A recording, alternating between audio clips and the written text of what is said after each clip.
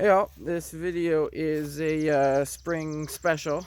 Everything is just kind of starting to sprout here. Trees are coming alive and the green is just starting to shoot up. So this video is just all about the happenings here at this Off-Grid Foundation in the last several weeks, if not a month or so.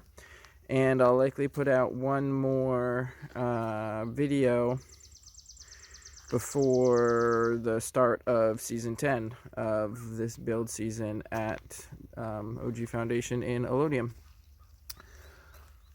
So that's just a little preview for this episode. There's stuff about animals and prepping for new build projects and getting materials and stuff. And I am just starting to get excited, along with all the other life that's sprouting here, for another season of growth and development here. And so that's all for now. Oh, one thing I wanted to show you is right behind me. Where is it? Oh, well, anyways, you'll see in the first video I had a big pile of sticks and brush there, and all burned down to nothing, recycled into the atmosphere, which is some people would call pollution.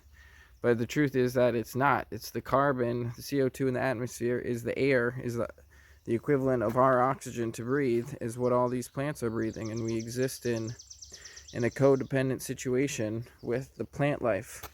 And we need the CO2, they need the CO2 in the atmosphere to breathe, and we need the oxygen in the atmosphere to breathe, and it's better for both of us to have more of both.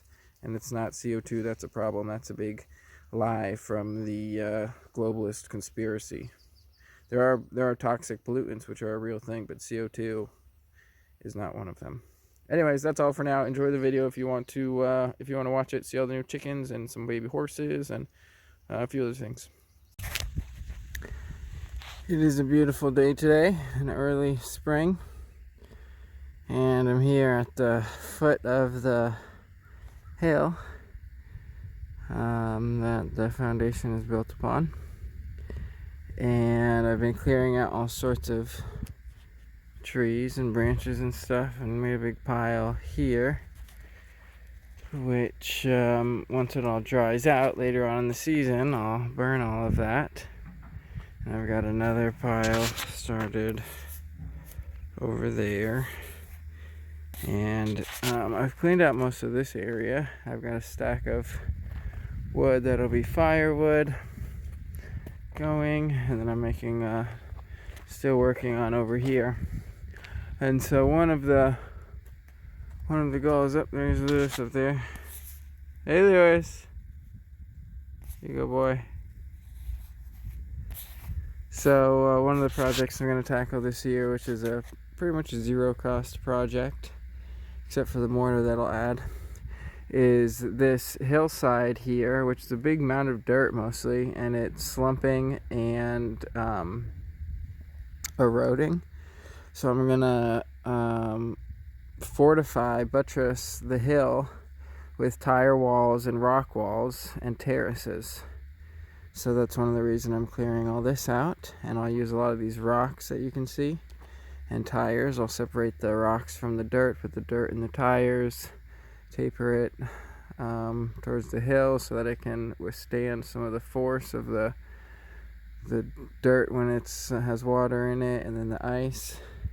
And then similarly with the rock walls, I'll anchor them into the ground and then and have them lean back against the dirt as well. And you can see up here behind this tree, there's kind of like one example of where I've started this kind of buttress there to reinforce the tire wall above it. So there's a little tire wall and a little rock wall that then fortifies the tire wall above it. Some of the areas the tire walls are leaning out a little bit, like over here. And so it's going to take a lot of labor and a lot of time and a lot of work to do all this, so I'll probably be doing it all season long. But it'll make a big difference in the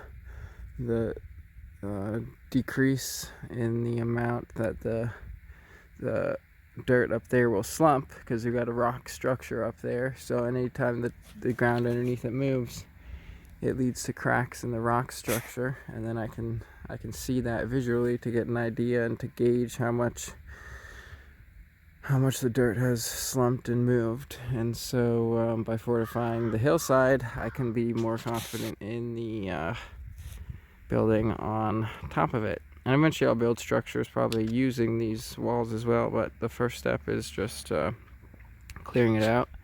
And then I'll start digging in at the ground level, all through here, separating out the rocks, build a rock wall, and then cut in for the first tire wall.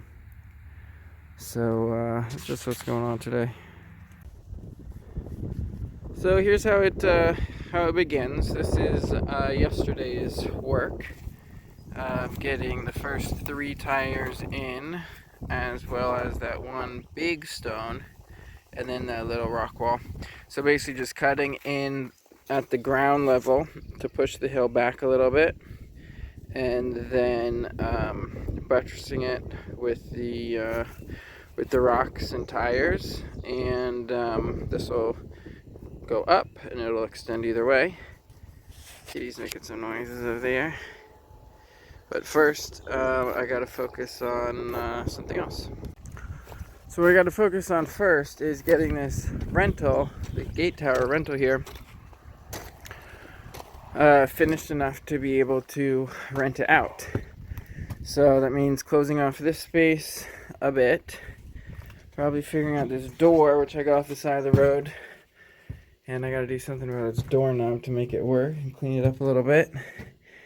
This is gonna be like, I think, like an outhouse right here, and also like a place to, like a mudroom type thing. And then this is the main living space. So it's got it's like furnished, and it has this area up here for hanging out, little kitchenette thing with sink and cooking area, refrigerator, and then this is the sleeping area over here with the queen size bed and some more storage and stuff, and then a wood stove down here.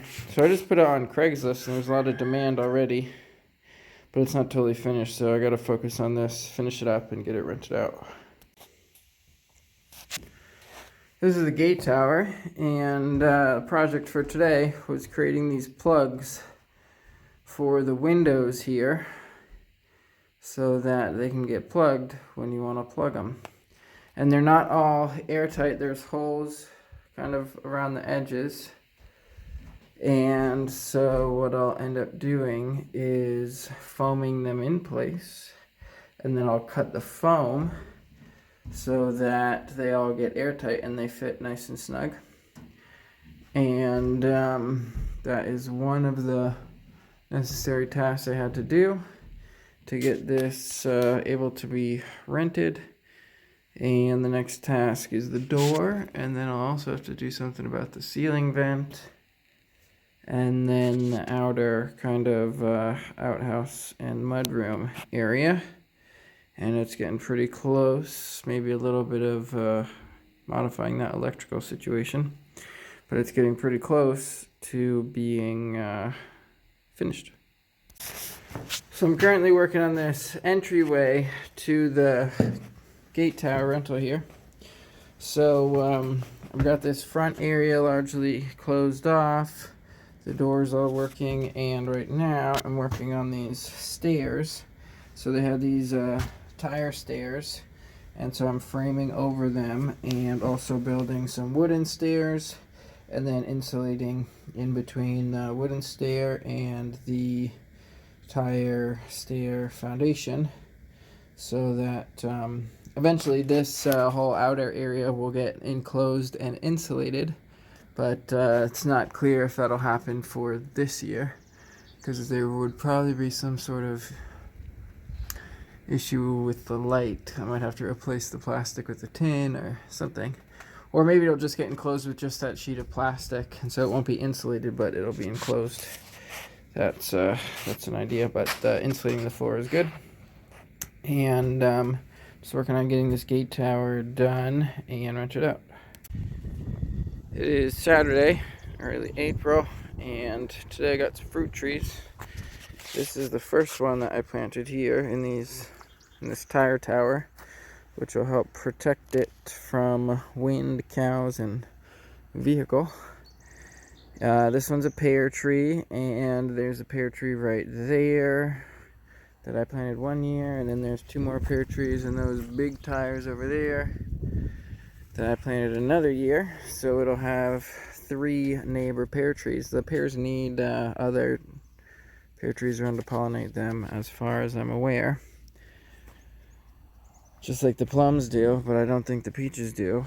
I might be wrong on some of those, but that's my current understanding. So I've been working on this area. The door and the stairs are mostly done. So over the tires, we've got these 2 stairs here, and then I'm just working on the top stair there, figuring that one out. And they're nice and insulated behind the stairs, so that that'll be good for the winter time. And I got 2 more trees today. I got the pear, and then I got a apple tree and a peach tree. And they were way more expensive than I expected. They're like 100% inflation plus from the last time I got fruit trees. These ones I got at Home Depot. At least they're great as far as being in the right season. They're just starting to wake up. This is the apple tree. And there might be a couple more below freezing temps, so it's good that they haven't all woken up yet. So this is the one I haven't figured out where to plant yet. This is an apple. And they're all new strains, so this one I already transplanted. This really bushy peach tree here at the corner of this structure. And this is like a Asian peach or something. Or maybe I did an Asian pear, I don't know. But there's 3 peaches over there. I think those are all the same kind. So it'll be nice to get more variety in with the other ones. They didn't have any plum trees, so I'm just gonna have those 3 plum trees. And there's 3 Granny Smith apples, though that one I really stunted last year. So I'm thinking of planting that 4th apple, which is a different kind of apple, somewhere along the end of that tire wall there. It's more difficult to plant them in the tires and more precarious as well. That one there is the only one that's really planted in the tire. These 2 are just planted with tires all around them, basically. But this one's doing really well. This apple is doing really well planted in that tire. And when I planted it, it went deeper than the tire, which is one of the things, because you have to dig real deep. And then, anyways, I think I'm going to plant that apple there, and then that'll be done for the day. $70 each for the fruit trees, so like double what I spent last time. But fruit trees are a good investment. I thought of this earlier. I was like, oh, it's like money in the bank, a fruit tree. It's not. Well, it's a stupid phrase in the first place. And then anyways, I just realized another a counter phrase is it's fruit on the tree. Fruit on the tree. Psychologically, it doesn't really make sense the same way as money in the bank, but if you really think about it, fruit on the tree, it means you got food that's just growing on a tree. They say money doesn't grow on trees, but you need money to buy the food, and the food goes on the trees, so think about it. What is money? So there's the 3rd one, all planted. It's a nice, tall, healthy looking tree, and each one is was very unique tree as far as like its shape and everything, but it works perfect where it is. Like this is the tallest one and probably the most top heavy, but it's got cover all around from this tire wall and this side, so it's not going to get much wind. That one is short and stout, and it's just got that short cover being at the top of the hill there. And then the first pear tree was really narrow and tall, so that's why I gave it that all those tires to protect it. And the cows don't get up here. It's just the chickens that cause all sorts of trouble. So that's why I do things like put the rocks there, because otherwise the chickens will get right into the dirt and kick it all around like they're doing over there in that greenhouse, which is not covered currently, but might be for the next winter. Probably a good plan. That's all for now. 3 fruit trees planted today, and with a bit of fortune and good care, they'll last for a long time, decades. It is Easter Sunday, and on this Easter Sunday, the first chick made its little pip, starting to break free from the egg right on the cross that I had put on the egg. And that one was an egg that was started by nature. The chicken had started sitting on it, and whereas most of them I had started on my own, there's some of them in there that the chicken that started to sit on them, if there was too many or they were on the outside or I went in there and they were cold, I grabbed them. So taking the chick from the outside from the cold and bringing it into the incubator, and so on its natural timing, it gets its pip on Easter morning right from the crossroads, right breaking through the cross.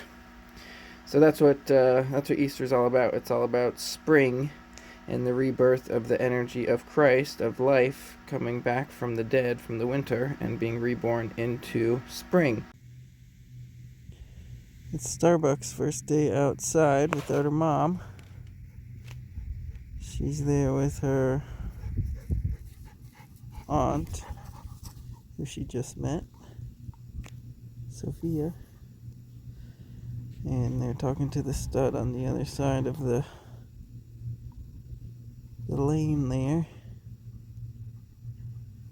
She's just figuring things out. She does that to show her submission.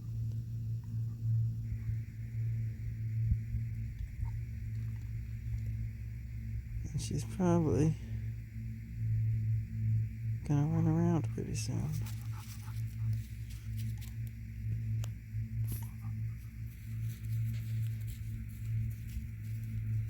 That's all for now. Right now, her best friend is on her way up, and then they'll both be in here. So these girls just came in here, for the first time. Hey, girls! Woo!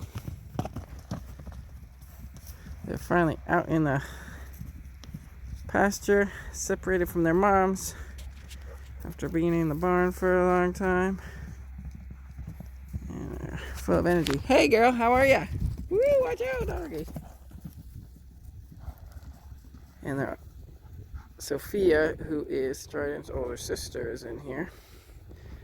So they've got a bit of company. Oh, your girls are so fast.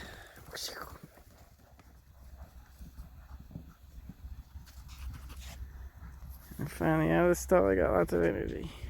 Oop, one went down.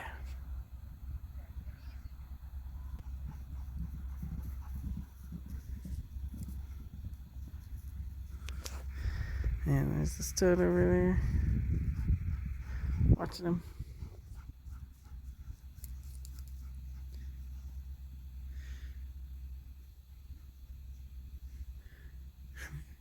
Hey!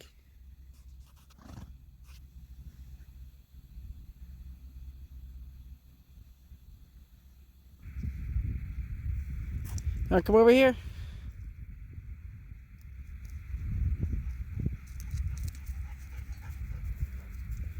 These are my neighbors. Come here. Got so much room now. You pretty girls.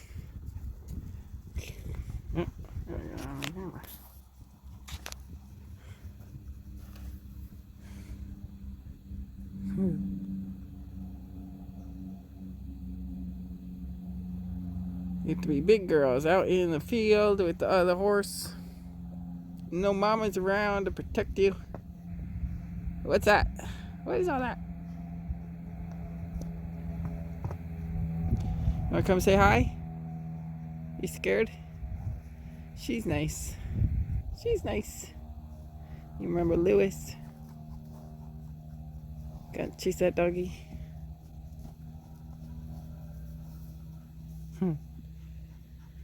Yeah, the horse is over there. Let's see what's going on here.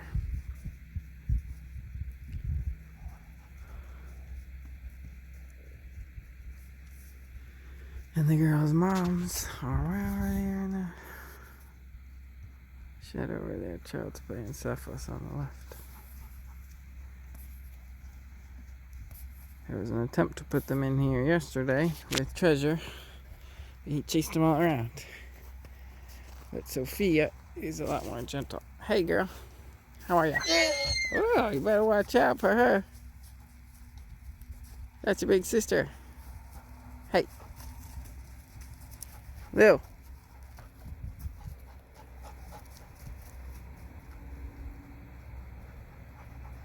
Okay, that's all. So what I did is I took that one chick who had the pip. It was a surprise. The rest of them shouldn't be due for another 3 days. But that one was one of the ones I had taken out from underneath Coco because it had gotten cold on the outside. And I wasn't sure if it even would survive. And so what I did is I took that one out and I put it back under Coco now. And we'll go see if it's still alive. Hopefully it is. So here in the chicken coop. Thought I heard something. How's it going, Coco? Got the little baby. Is it doing okay? Keeping it warm? You hear any peeps? Grace? Hopefully you're keeping it warm there, Coco. Hopefully it doesn't die.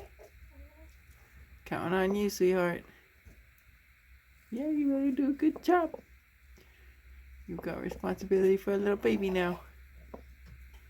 You think it's hatched yet? I don't know. I bet it'll make more noise when it does hatch. Hopefully it's still alive. I want to check on it, but I don't know if I can. I guess I'll just leave you to it. I'll trust you and your motherly instincts. Hopefully you're taking the best care of it. You just keep it warm. Hey, you little cutie. How's it going? Yeah, you're good. This is the first chickie who's born. Oops. And then there's this one over here. This one's working on it over there. Alright. Way to go, chickie. Yeah. Alright, I'm gonna put the cover back on for these little cuties. Today, did a whole bunch of brush burning on cleaning up this west side of the hill here, and then getting some access to that valley right there, which is basically where that tunnel in the garage, which is unfinished, is gonna come out up there. And did most of the burning and fire over there, but then I did a little bit over here as well, and made a couple mistakes. One of them is that I might have burned some of those berries beyond repair. Hopefully that little berry grove there survives. There's berries all over the place, but that's a good strong one. And then I realized later that I had an extension cord running right through where I burned up a whole thick patch of burdocks. I couldn't see the bottom of it, but I totally fried my extension cord. So what I'm going to do is I'm going to cut out the fried section and then salvage what's salvageable. So I cut maybe 15 feet off of it that had melted, reconnected the yellow, so it ended up with right here next to the end, and then replaced the section with the green extension cord. The rocks above them are to just help with the runoff of the rain, and I'm gonna go check it, see if it all works. So here's the other end of extension cord that had at one point something happened to it, and so this is the other end I got to salvage. So we'll see if it works, if the lights turn on when I plug it in. Oh, it worked. We got power. So that's the 120 power. So like a normal plug. that's like in your house or whatever. Oh, we're upside down. How do we manage this? Anyways, this is the normal 110, 120 power coming from the battery bank in the shipping container, which I can then run other things on, like the fish tank and then the incubator over here. There is currently 3 little chickies. Hi, chickies. And then there's a couple pips. I think that I saw 2 more pips. So it's possible that a majority of these aren't incubated, and they're not all in the same timing too, because I've been taking the ones from the side, from the where the one chicken Coco is sitting on the eggs, and so there'll be at least 5. Doing a bit more burning today. This is kind of the area where Lewis killed that raccoon, and by clearing out the brush, it'll decrease the attack vectors of the ground animals, and I can work on the tire walls there as well. But it's fun. It's kind of like spring cleaning, spring fires, clear out all the dead growth. So you got a bit more to do.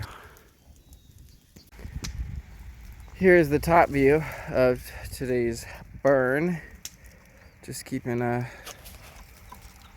from spreading too far that way, but basically cleared out the whole area next to the small tower there, so that I can do some rock reinforcement to that corner, and other kind of foundational work on that small tower later on. And it's good to do the burning now before all this stuff has sprouted, so because once it's sprouted, it's less resilient to heat and cold. The leaves are less so than the buds. So this will clear out this area. See, like right here, there's a little fire going. I'm going to spread some water on there so that doesn't spread anymore, but so far it's going really well. So far there's 6 chicks that have hatched. There's 2 of the smallest ones, and here,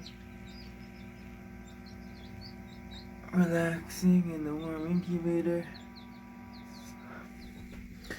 And then there's 4 over here, which Lou is trying to hang out with. So this is a little heater thing that's adjustable height.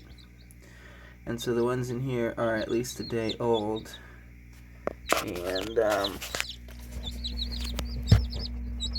don't know if you can see, probably not. I have to do a light or something, or maybe if I dig this up. Can you see any of the cuties? I don't know if you can see that. Anyways, those are just there to keep a little more heated. And they can go around the side to get food and water, but they're at the age that they're not really hungry or thirsty yet. The one of them should be drinking water pretty soon. He has tried a couple bites of food. He wants to get in there and help him out or something.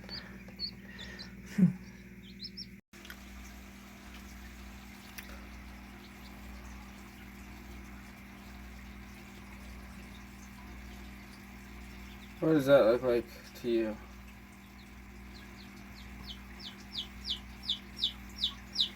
You can see there's thick algae, and then there's these air bubbles up against the side of the tank that have formed because of the activity of the algae, and because of the viscosity of it, they've trapped their own air bubbles to make a little micro climate ecosystem within the water of this feature.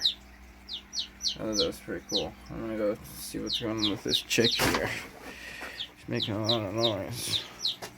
Is it this one? Oh no, it's these ones. Look at you, you guys got on top of the thing. Way to go. These are the 2 oldest chicks. That's a little buggy. that's about to jump off. And then that's Clyde.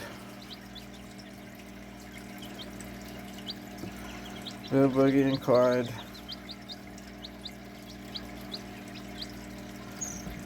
Oh, who was that? I think that was Wintergreen. Oh, there's Wintergreen.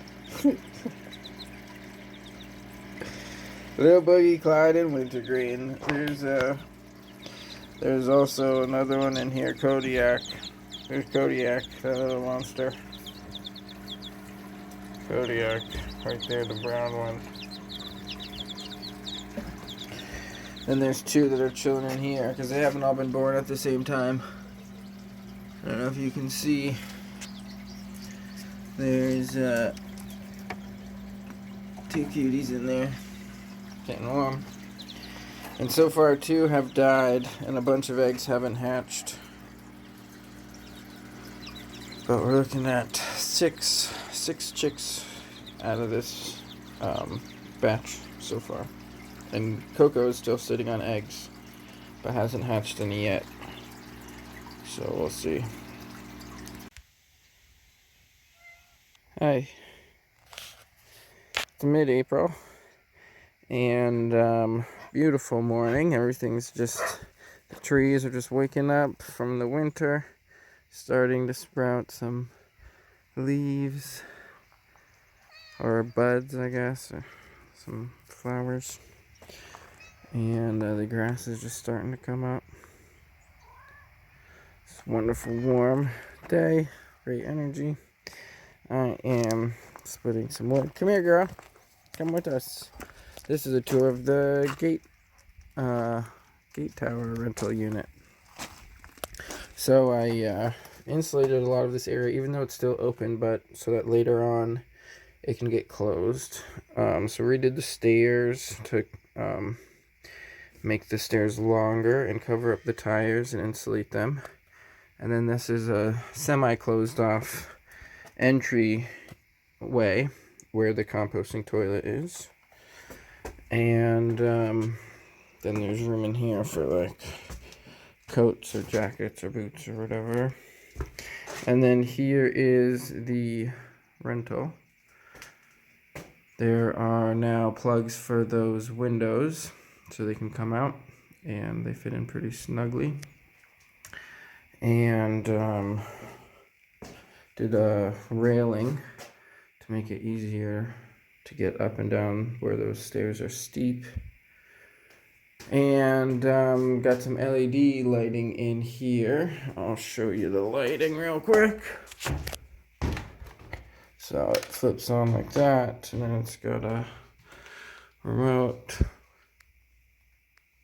So here is the, it's not working.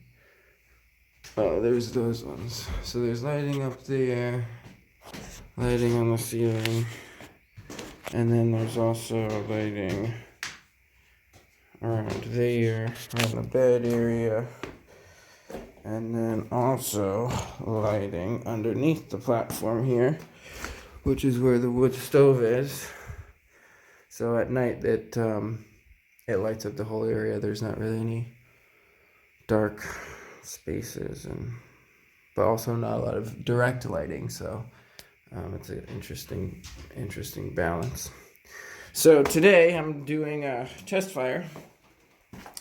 So I'm gonna do, I think this is the second burn I'll ever have done in this, but the first since I did the insulated chimney project, which includes this fireproof foam that is actually touching the chimney up there. That's basically surrounded by cement, but I use the foam as the form to keep the aircrete in above it. So it has like an aircrete insulation layer around the chimney pipe up there, which is then surrounded by mortar and other insulation.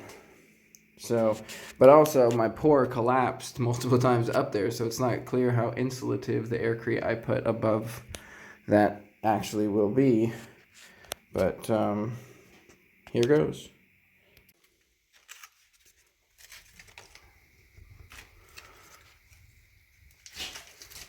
So just when I first lit it, before it got any of the chimney effect, a little bit of smoke came out the front. But for the most part, it's gonna draw really well because it's got a long chimney stretch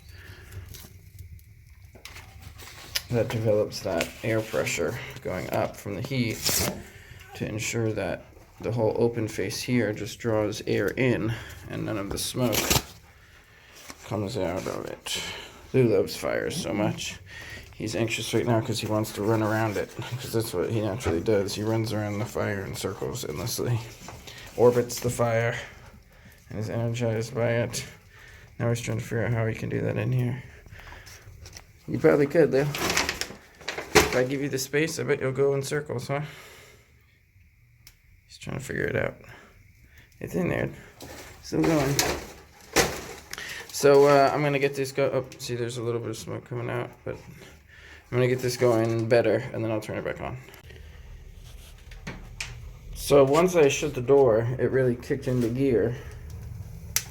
So I added some more wood in there. You can see still when it's open, a bit of smoke is still coming out. But this is some kind of air ventilation system. I haven't really looked into it too much to figure it out. I guess it is. That's probably closed. It feels like it's winding a spring. And that's like releasing a spring. So much cooler how they used to make things mechanical. More mechanically wise than all this digital electrical stuff. So if I just lightly close it like that, it seems to have the most drawing the air in and the fire roaring. And it's a big fire, so it's going up the chimney pipe. Oh, we got some leakage up here for sure. We got leakage right here where the smoke is coming out. Alright, I'm going to address that somehow.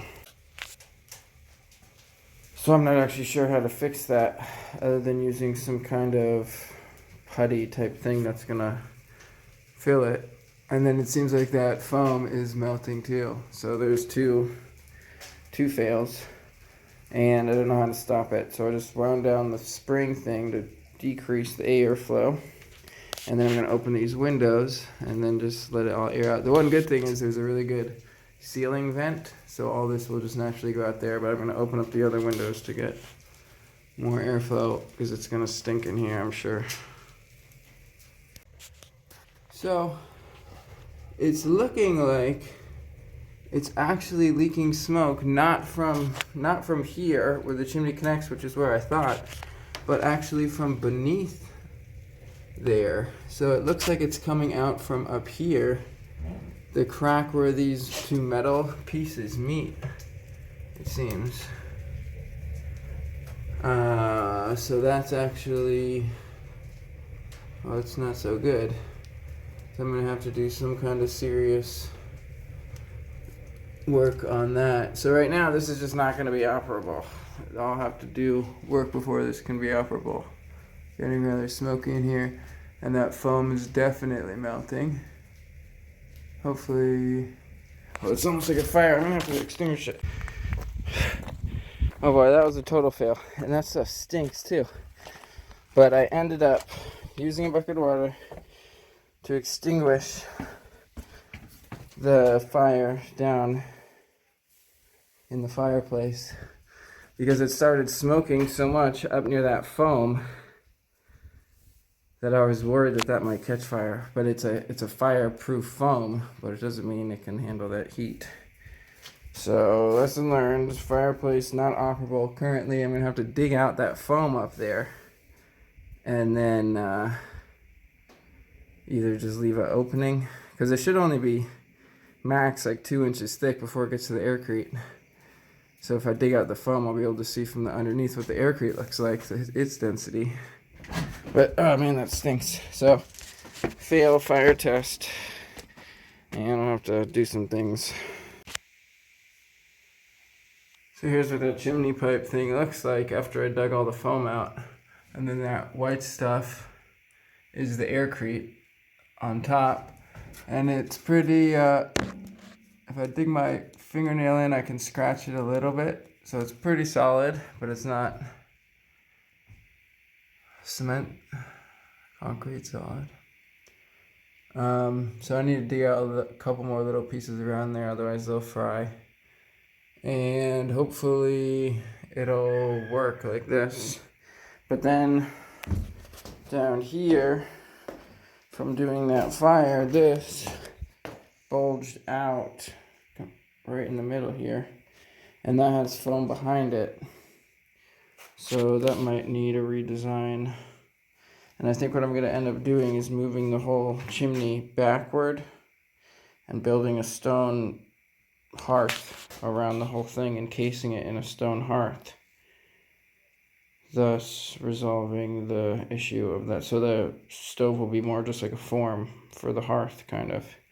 And if I do that, I could also move that chimney back a couple more inches to get further away from this cement board insulation thing. And if I do that, I could probably even add more insulation there perhaps, or something. So the fireplace is going to go unused, but this place can still get rented out for the next 6 months. So hopefully I can figure that out. So here's the water feature and the drawbridge. And so the water feature collects rainwater. And over there is a sump pump, which is pumping to the hose. I'm not sure why there's so much bubbling up like that. That's strange. But anyways, I'll look at that in just a second. So the sump pump is pumping to the hose, which is then watering the whole courtyard. So we've got a bunch of garlic here, and asparagus will be coming up here soon. And this is one of the new fruit trees. And then just a bit of water coming out there. More fruit trees, another patch of garlic over there. Gotta have plenty of garlic for the mosquitoes and other parasites. Hey, Speedy. This is the new peach tree. It's just about to bloom. Oh, just look on my wet poop. Chicken poop. Flowers are just starting to come. Oh, I stepped on something really wet because I heard the water. But it was actually just this dry poop. Messed with my mind, conflicting signals. So yeah, this one's just about to bloom. We got these little pink flowers just starting.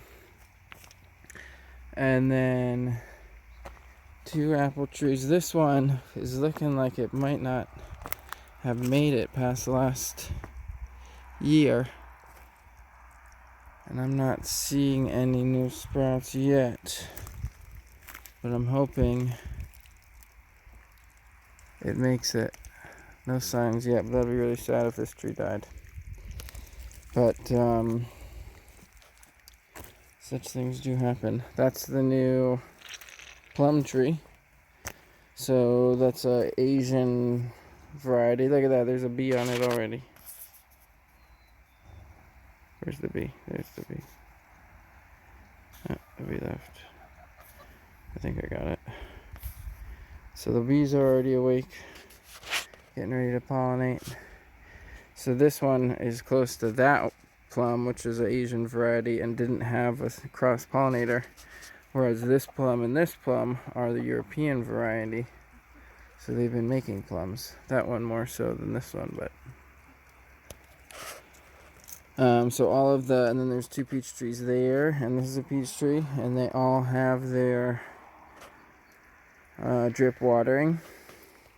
So I can just plug in the sump pump, and all of that rainwater collection goes directly to the base of the fruit trees and the other food. And then there's a lot of other space in these tires for, I'm closing this one, for other plants.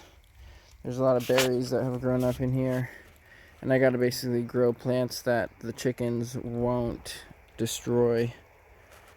and they'll destroy many a plant, but the berries do alright, the garlic does alright, and sometimes the strawberries did well, though they would get most of the strawberries before I would.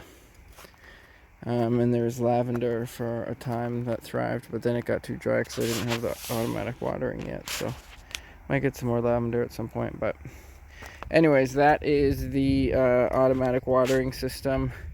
So it's these 1/2-inch lines, and the 1/2-inch lines basically bring it all around in a grid, and then there's these 1/4-inch lines that come off of the 1/2-inch lines, and then each 1/4-inch line, well, this one is tied with a knot, but most of the 1/4-inch lines have a dripper, an adjustable dripper on the end, so you can turn them off or turn them on to adjust where the water's going. Oh, there's those scissors I lost.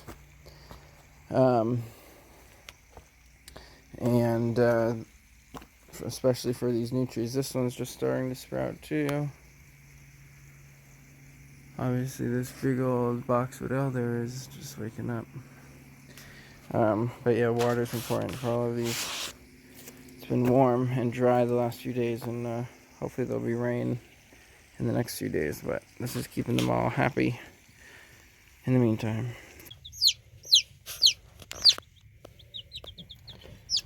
That little in here Klondike who's making all the noises. Hey, it's okay. Right now let's go looking up at us. Right now the wood tub is over the wood stove. So you got a fire, wood stove, iron, and things on top. And then this is situated on top of the wood stove, which could be precarious, but it's far enough away that things aren't melting and the fire is staying small. And then that heater is on, so they got heat from above and below. This one is just so loud. One more of them died. I don't know why it died. I thought it was one of the healthy ones. It was just dead on the ground underneath in the middle of here, like it had been stampeded or something, but I don't know what happened. And there's 2 of them that have trouble with their feet. That brown one there has trouble with both of its feet, and the little one here has trouble with one of its feet, its left foot. So I'm thinking that's probably because the eggs had gotten cold at one point, perhaps. But there's 3 that are pretty much healthy. And then there's those 2 who are having a harder time. And the only thing I can think of that killed the last 2 is dehydration, because they wouldn't have gotten too cold. But they've got all sorts of water around, and the other one I had seen drinking. So I don't know. It's sad when they die, but it's also, there's learning lessons, and hopefully I do better and better. One of the things I felt bad about just throwing out the eggs, because they had gotten cold, so I wanted to give them a chance. And so that's these ones here probably are the ones who they've had some health issues as a result. But they're still doing their best. They're doing their best. Look at that cute one, even without his fingers working, he's figuring out how to walk. And the other ones are no help. They continually take them out and pick their feet and stuff. So there's 5. Hopefully those other 2 will recover their feet usage and get to full health. And unfortunately, I'm repeating the same pattern, and I have a bunch of eggs in the incubator which had gotten cold. But it takes me time to learn as well, so we'll see what happens from those. And then I might just have to learn to be very selective and almost just kill all the eggs that, or just throw away all the eggs that got cold, because I don't want to eat them once they've started incubating. and just make sure I only incubate the ones that are totally healthy. But anyways, that's all for now. Chickies are super cute as they are. So today I got a new chick, and there's one over here that's working its way out. I've got a whole mountain of eggs in here with different like dates on them for when and markings on them for when I've taken them out from the chickens who will start to lay on them and then they'll leave them, so I can't eat them, so then I try to incubate them. This one looks like, this one came from an egg that had gone cold when I got it only a couple days ago, and then I guess I got it in here fast enough that it hatched. Whereas this one is, oh wait, no, maybe I mixed it up. One of them is from just a couple days ago, one of them is from like a week ago that also had gotten cold. So sometimes they can survive, it's just about how long they've gone cold for, so checking on the eggs, making sure I take all the eggs out every day so that they don't start incubating them. Or if they do start incubating them, check them regularly, because if they stop incubating them, then the faster I can get them in here, then the more likely they are to be healthy and to not have any health risks as a result. And I do have the egg rotator thing in there to be able to hand rotate the rest and keep them from rolling all around. And that one hatched just fine, even though it was in there. And so I'm hoping this one does too, but I'm watching it to see if it needs any sort of assistance. This little one is doing really well, but unfortunately, which is why you shouldn't count your eggs before they hatch, this little one here couldn't make it out of the egg alive. It was basically fully formed, but couldn't make it out, and it looks like it had some sort of problem with its digestive or pooper or constipated or something, which seems to be one of the ways that they don't make it frequently, is some sort of internal digestive thing, which could be linked to it having gotten cold, which is maybe why those other two have issues with their feet. Or because the eggs are only rotated once a day as opposed to once every 4 hours. These can decrease the likelihood of survival. But most of these eggs I took from the edge of the chicken that was sitting on them, which they were on the edge and getting cold, so they wouldn't have survived anyways. So basically each one that does survive is a miracle. And this one, even though it lived for a very short time, it had some conscious life in that egg, which I guess you would say has value, even though it passed so early. But hopefully this one does well. It'll stay in the incubator for all day today, and then it might be able to meet its siblings tomorrow. You can see, like this one was only from 2 days ago, or that was yesterday even, that I put that egg in there. Hard to imagine it was yesterday. And some are from earlier. This one was from one I had just put in there like a day or two ago, so whereas that one was from like a week or so ago, or maybe even longer ago. So if they get cold, they have better chances of not being unaffected if they're younger. So that's all for the update for now. This one's doing good. So I got this area all prepped for a sand delivery. Gonna get a truckload, 15 yards of sand, which equates to like over 17 tons. And worked out a deal with the company where they'll accept beef for barter. So I'll buy beef from the neighboring farm and then barter it for sand, and everybody keeps it local. It just shows how the economy can keep going even without currency. You can just barter beef for sand. So I'll it'll probably fill this whole thing, we'll see, but gonna get that sand delivery next. What do you think, girl? Oh. Alright, so I got the sand delivery. It's supposed to be 15 yards. I assume it is, but they didn't give me an invoice because it's just bartering. So yeah, beef for a truckload of sand. And I ordered from Lowe's 2 pallets of Portland. I'm hoping that their little delivery forklift can bring it right in there when I open that door in. I'm hoping they can forklift it right into the building so I don't have to move it more than once. And with the Portland here or there on Monday, the sand here, then I'm all set to make a whole bunch of mortar. And I'm getting steel with the Portland order as well. So that'll be pretty much all the material I need for this whole season of building, and can make a lot of mortar with that. So I got 2 more tires done, and then dug out the next section where I can put a rock wall extension. Got a couple more tires over here.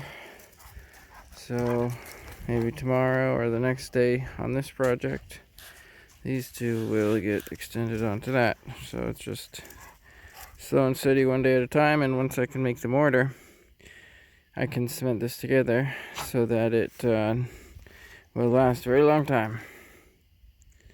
Come on, kitty.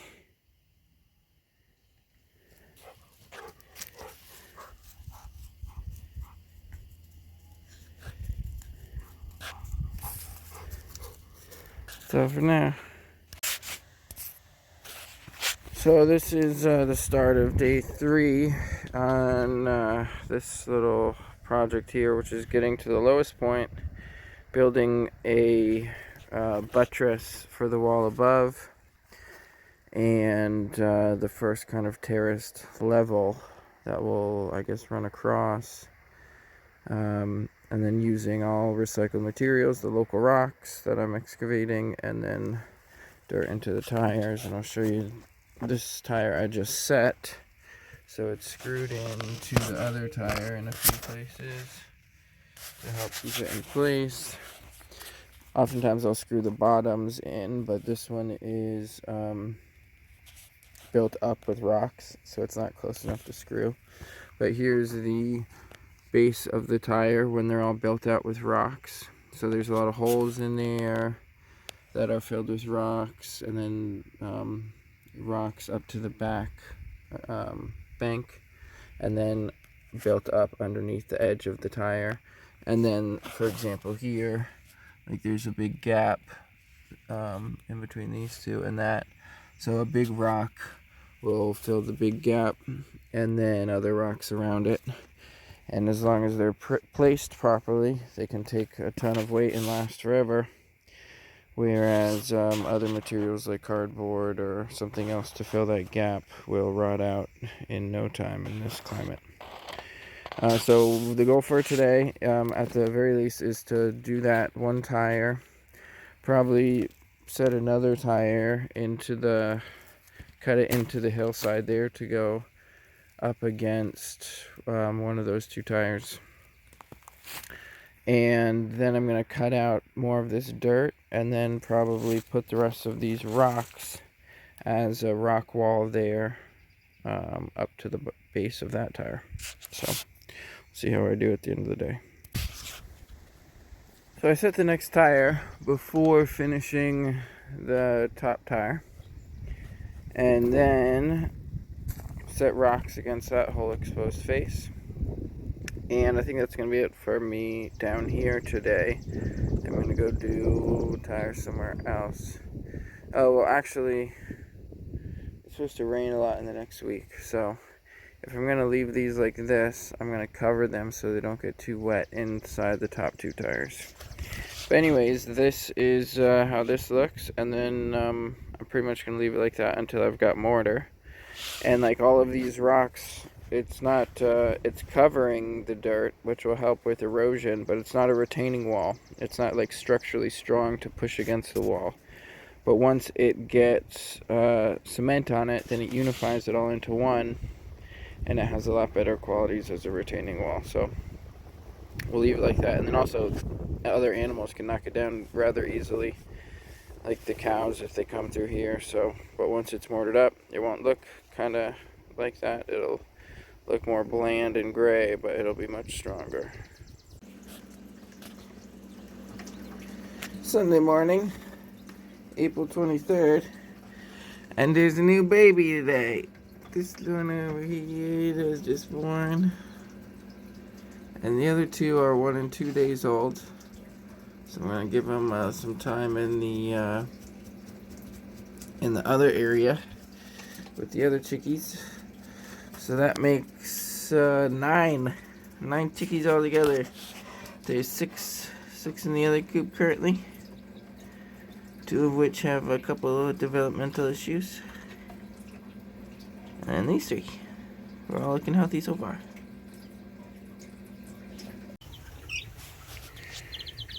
Here's where the other 6 are. We've got a lot of different kinds of water containers because they think about them differently. They seem to be like the green one the most, and then the silver one, and then the white one the least, because the white one's maybe it has to do with the light contrast. But these are the 3 oldest. There's Clyde, Little Boogie, and then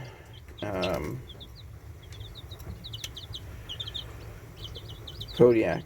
And then the one that just came out is it's got a number of names. Wintergreen, Walter, and then whoa, hey, get that out, Klondike. Hey!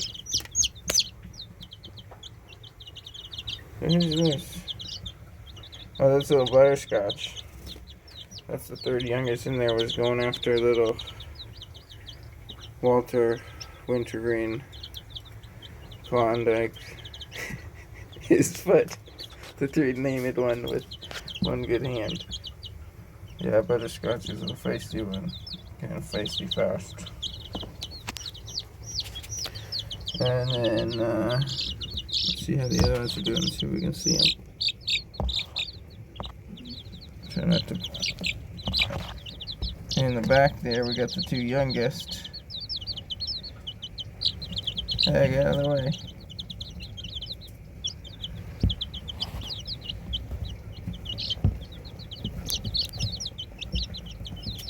Oh, invasion of the birds.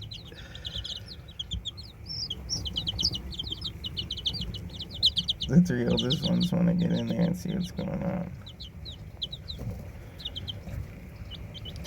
So those 2 in the back have only been in here for a little while. It's their first few hours basically out here, out of the incubator.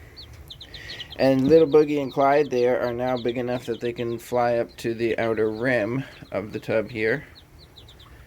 And then we got a fire going on to heat the underside of the tub. And there's a lot of iron in between the fire in most of the places of, and this is all extra iron in between that will absorb a lot of the heat, and then when the fire dies down, it'll continue to radiate the heat onto the tub. I just have to monitor it that it doesn't get too hot, but that's been working really well. And I've had enough experience with the fireplace and everything over the years that I can make sure it's not a dangerous situation. So, yeah, that's how these guys are all doing. Clyde and Lil Boogie are having their first exposure to the outdoor coop.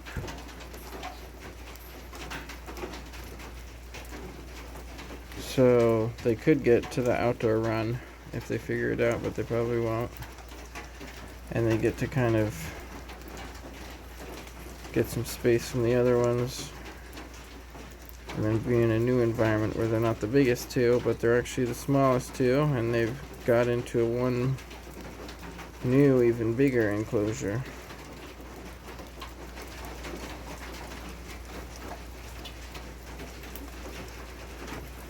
So I'll just leave them out here for a little while, so they get to meet their family through the window. Coco, how's it going? she's not sitting on the eggs anymore. After the second batch of almost 2 weeks, the same pattern of Speedy sitting on the eggs and interrupting the whole cycle. Now she's free as a bird. Not worried about all those eggies. She'd be frantic in her time otherwise. Getting off the egg, she'd run around really frantically trying to get food and water, and now she's just so calm and relaxed. She's still getting bossed around by her little sister.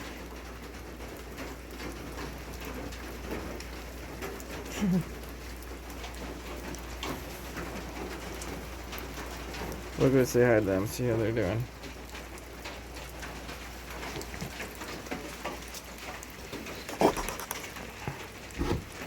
How's it going, cuties? What do you think about it in here? Not as warm.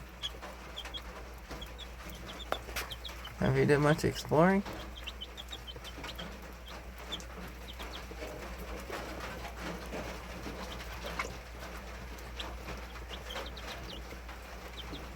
Have you gone out there?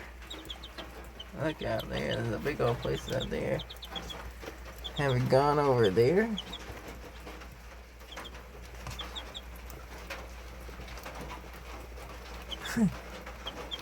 Well, I'm gonna leave you two out here for another hour or so. You can get some sugar bears.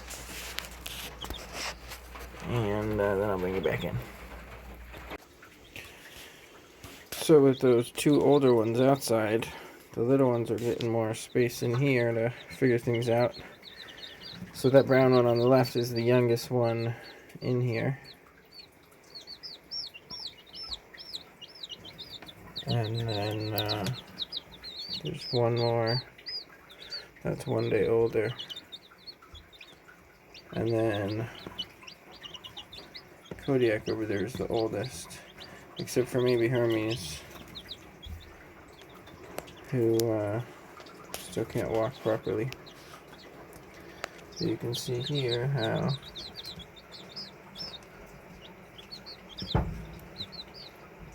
Wintergreen Walter there. His name is also Klondike. He's getting by on just the 1 foot, and then the other one kind of in a fist, the left one in a fist.